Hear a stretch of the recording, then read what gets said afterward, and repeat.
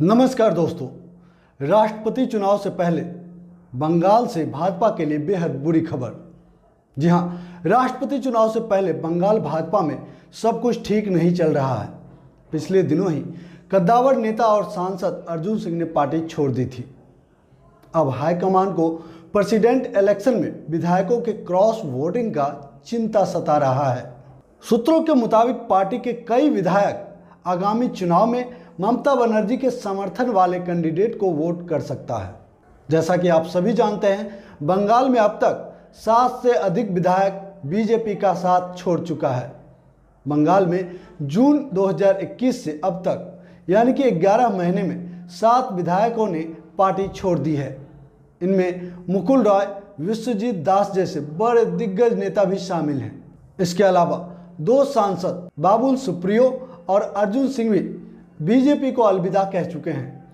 सूत्रों की माने तो आने वाले दिनों में अर्जुन सिंह के बेटे और भाटपाड़ा से विधायक पवन सिंह भी बीजेपी का दामन छोड़कर तृणमूल कांग्रेस का दामन थाम सकते हैं। साथियों, दावा तो यह भी किया जा रहा है कि कई विधायक भाजपा छोड़कर तृणमूल में आने वाले हैं। वहीं भारतीय जनता पार्टी के लिए खतरे की घंटी लगातार बजा रहे हैं बंगाल बीजेपी के पूर्व अध्यक्ष दिलीप घोष। बंगाल बीजेपी के पूर्व अध्यक्ष दिलीप घोष लगातार हाईकमान के खिलाफ मुखर हैं।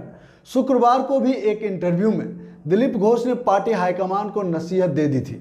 उन्होंने नसीहत देते हुए कहा कि बंगाल के बजाय अगर दिल्ली से बीजेपी की पार्टी बंगाल में चलाई गई तो बर्बाद होना तय है।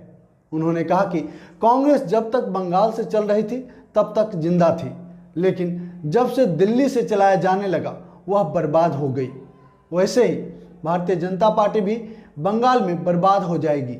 दोस्तों, जैसे जैसे इस तरह के तमाम मामले बढ़ते गए, वैसे ही भारतीय जनता पार्टी के केंद्रीय लेवल से डैमेज कंट्रोल की कवायद भी शुरू हो गई। आपको पता है, पिछले दिनों बंगाल का दौरा अमित शाह भी कर चुके हैं और अब बारी है जेपी नड्डा का। साथियों, बंगाल भाजपा में मची आपसी खींचातानी को खत्म करने के लिए भाजपा हाईकमान भी लगातार एक्टिव नजर आ रही है। पिछले दिनों अमित शाह के दौरे के बाद अब जेपी नड्डा का प्रोग्राम रखा गया है। नड्डा 6 से 7 जून के आसपास बंगाल जा सकते हैं, जहां पार्टी नेताओं के साथ मीटिंग करेंगे। वहीं शाह ने पिछले दिनों मीटिंग में नेताओं को ममता के संघर्ष से प्रेरणा लेने की भी सलाह दी थी। लेकिन बात भी अजब है, अमित शाह ने ममता के संघर्ष से प्रेरणा लेने की सलाह दी तो बंगाल भाजपा के विधायक ममता की पार्टी में ही जाने लग गए।